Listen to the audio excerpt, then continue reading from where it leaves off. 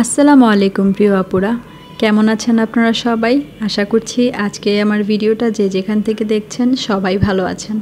তো এটা হচ্ছে শুক্রবার দিন বিকালবেলা রিহানের বাবা হঠাৎ করেই কিছু তাল নিয়ে আসছিল, আর তালগুলো দেখলাম যে অনেক শক্ত ছিল, এই জন্য রেখে দিয়েছিলাম। তো রবিবার দিন হচ্ছে তালগুলো দেখলাম যে ঘ্রাণ আসছে আর নরম হয়ে গেছে। তো এখন তালগুলোকে আমি পরিষ্কার করে নিতেছি। আর আপনারা যারা আমার ভিডিও দেখেন তারা তো জানেন, বাবু ঘুমিয়ে থাকলে আমি হচ্ছে বেশিরভাগ কাজ করে নিই, যেগুলো আর কি ওকে নিয়ে করা যায় না। তো সকালবেলায় তালগুলোকে এখন পরিষ্কার করে নিব, যেহেতু বাবু ঘুমাচ্ছে। আর এই যে প্রথমে হচ্ছে তালগুলোকে আমি ধুয়ে নিয়েছিলাম, এরপর হচ্ছে ছিলে নিচ্ছি। আর এভাবে তাল পরিষ্কার করলে অনেক সহজেই তাল পরিষ্কার করা যায়, আর খুব সুন্দরভাবে কিন্তু অনেকগুলো তাল আপনারা হচ্ছে নিয়ে নিতে পারবেন। আর তাল আমার অনেক অনেক পছন্দের একটা খাবার। আমি জানি না, আমার সিজনাল ফুডগুলো খুব ভালো লাগে, আর তালটা আমার অনেক পছন্দের। আমি তালের পিঠা আর হচ্ছে এভাবে তাল রান্না করে খাওয়া, সবভাবেই তাল খেতে অনেক বেশি পছন্দ করি। তো রিহানের বাবা কিন্তু জানে যে আমি তাল খেতে পছন্দ করি, কিন্তু আসলে আগে কখনো এভাবে হুটহাট সে তাল নিয়ে আসতো না বা তালই আনতো না। আসলে সে জানলেও অনেক কিছু আসলে খেয়াল করতে পারতো না বা বুঝতো না যে কী করা উচিত কী করা উচিত না। তো এখন আলহামদুলিল্লাহ সে কিন্তু অনেকটাই এগুলো বুঝতে শিখেছে।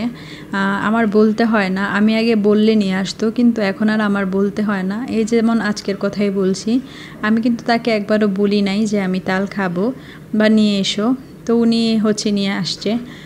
তারপর আমি বললাম যে এতগুলো তাল কেন নিয়ে আসছো? বলতেছে যে তোমার তো তাল অনেক পছন্দ, তো তুমি খাবা। আর রিহানের বাবা তো তাল তেমন একটা খায় না, একদমই অল্প একটু খায়। তো আমি আর রিহানের বাবাই তো আছি, তো আমি হচ্ছে তালগুলোকে সব পরিষ্কার করে রেখে দিব কিছুটা ফ্রোজেন করে। আর এই যে তালগুলো কিন্তু কথা বলতে বলতে ছিলে নিয়েছি, আর এই যে এখন প্রত্যেকটা দানা হচ্ছে আলাদা করে নিচ্ছি। এরপরে হচ্ছে গ্রাইন্ডারের যে মোটা সাইডটা থাকে না, সেই সাইডে এভাবে ঘষে ঘষে তালের রসটা আলাদা করে নিচ্ছি। দেখেন কত সহজেই কিন্তু তালের রসটা আলাদা হয়ে যাচ্ছে, আর আঁশ কিন্তু তালের রসের সাথে মিশছে না। তো এভাবে করলে হয় কি, ঝটপট করে তাল পরিষ্কার করে নেওয়া যায়। আর আমার এই কাজটা করতে 3টা তাল পরিষ্কার করে নিতে 20 মিনিটের মতো সময় লেগেছে, যা আমার মনে হয় যে হাতের সাহায্যে করলে হাতে বেশি প্রেশার পড়তো, আর হচ্ছে সময়টা হয়তো আর একটু বেশিই লাগতো।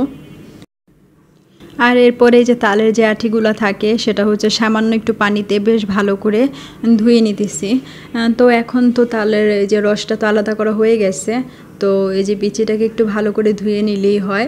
আর এই তালের বিচির যে রসগুলো আছে এগুলোও কিন্তু রান্না করা যায়। তো এই যে কথা বলতে বলতে কিন্তু খুব অল্প সময়ে আমার তাল রস আলাদা করা হয়ে গেছে। আর দেখতেই পাচ্ছেন আমি কিন্তু এই যে বিচিগুলো ধুয়ে আলাদা একটু রস নিয়ে নিছি, আর এটা হচ্ছে কোনো পানি।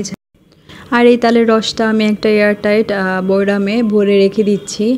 যখন মনে যাবে ডিপ ফ্রিজ থেকে নামিয়ে কিন্তু পিঠা অথবা এভাবে রান্না করে খাওয়া যাবে।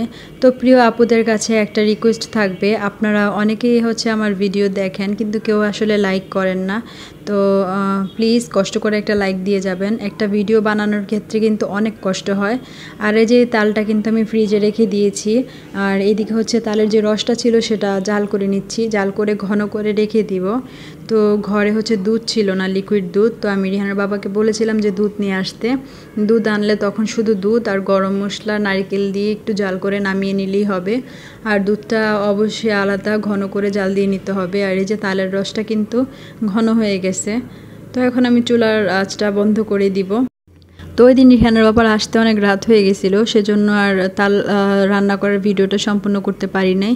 তো রাতে যখন দুধ আনছিল আমি জাল করে ঘন করে তারপর হচ্ছে তালের মধ্যে দিয়ে দিয়েছিলাম আর কিছু নারকেল আর গরম মশলা দিয়ে চিনি দিয়ে জাল করে নিয়েছিলাম।